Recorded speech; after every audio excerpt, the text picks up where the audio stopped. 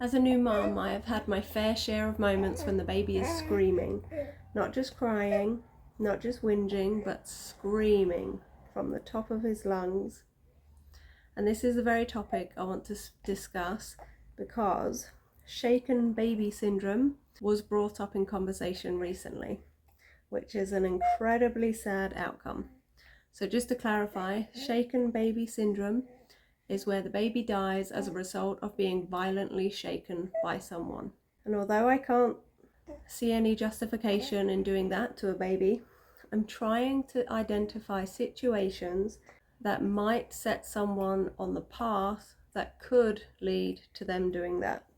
I think having a screaming baby is definitely one of those situations that could put someone on the path that leads to that outcome if they do not know how to handle the overwhelming stress that comes with that. I hope that by sharing this video and discussing this topic, it might help parents of newborns and possibly, hopefully, prevent us parents sliding down the road that leads to their baby suffering from shaken baby syndrome.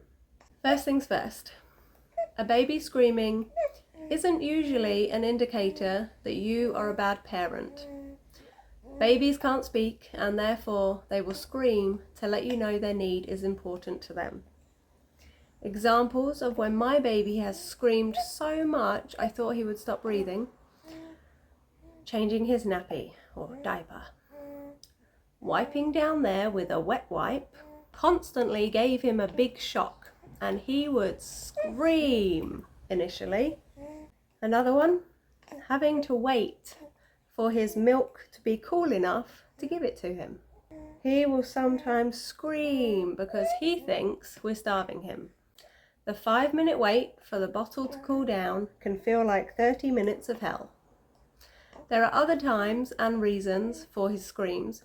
You might find triggers such as teething, trapped wind, constipation, or simply getting out the bath, that transition from hot to cold.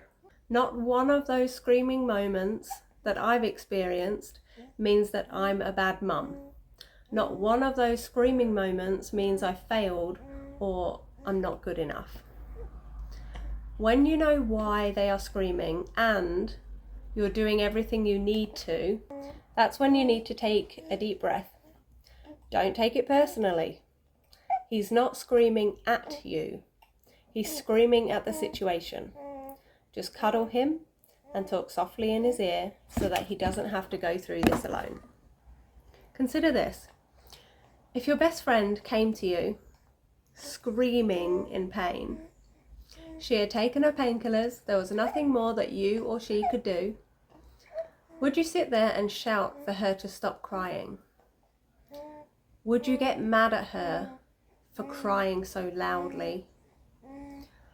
Would you shake her violently until she stopped screaming? Of course not.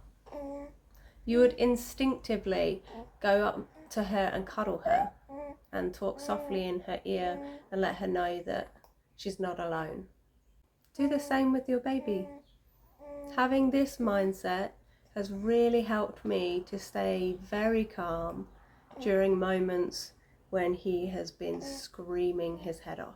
And so those situations rarely overwhelm me because I always tell myself, don't take it personally. He's not screaming at you, he's screaming at the situation. As long as I'm doing what I need to be doing, i.e. changing his diaper or preparing his bottle, then he's going to be okay. When you don't know why they're screaming, that is probably the hardest bit because you don't know what to do and you don't know when the screaming is going to end. But I found that there is a checklist of things you can go through, and 9 times out of 10 it will be one of these reasons, and if you see to that need, the screaming will stop. Needing a new nappy or diaper, maybe they're hungry, have trapped wind so they need to burp or fart, trying to poop so maybe they're constipated, maybe they're too hot or too cold. If they've just had their vaccinations, they're going to be grotty. Maybe they're teething, if they're overtired, or if they simply need a cuddle. Your baby has been in your womb for 9 to 10 months cuddling you constantly. and then they come out and suddenly they're not being cuddled 24/7.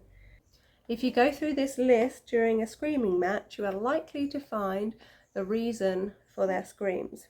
However, if you genuinely feel like it's none of those reasons, then I recommend two things. One, change what you're feeding them. So many babies have milk allergies, but society tells us, oh, babies cry, it's fine, don't worry about it. And so then we accept it and carry on. My baby has a milk intolerance, and so that is one reason for his screams. His screams are accompanied by other symptoms, which is why I was able to recognize it as a milk allergy. But the second, go see your doctor. Crying and whinging may be normal baby behavior as they deal with and wait for a nappy change or a feed, but screaming is not normal, especially if seeing to their basic needs isn't helping. My mum told me that I was a screaming baby, not just crying, not just whinging, but screaming, especially when she would lay me on my back. Screaming baby is not normal. It's a sign of something wrong. She found out that the back of my head hadn't formed properly or hadn't closed properly. So every time she laid me on my back, I was putting pressure on my brain. Hopefully your screaming baby won't be because of something, as big as that, but a screaming baby is telling you something's wrong and you need to look into it. So if seeing to their basic needs doesn't help, then you should go see a doctor. So the takeaways from this video: 1. Babies cry, but they always cry for a reason. Go through the checklist. Once their basic needs are met, they should stop crying. 2. If you know why they are screaming and you are doing something about it, or you genuinely can't do anything more about it, like if they're teething and you've already given them something for it, you can't do anything more, take a breath. Just cuddle them, treat them like a best friend who is crying in your arms. 3. When a baby is screaming, your objective is not to stop them screaming. Your objective is to meet their need. When you focus on their needs, you stay calmer. When you focus on the screaming, that's when you get overwhelmed. As long as you are doing what needs to be done, i.e. preparing their bottle, changing their nappy, winding them, the baby will be okay. You're the one that needs to take the breath through the screaming. 4. A screaming baby does not mean you are a bad mum or a bad dad. A screaming baby isn't personal. It's not your fault. As long as you are doing what you need to be doing to see to their needs, then you haven't failed as a parent.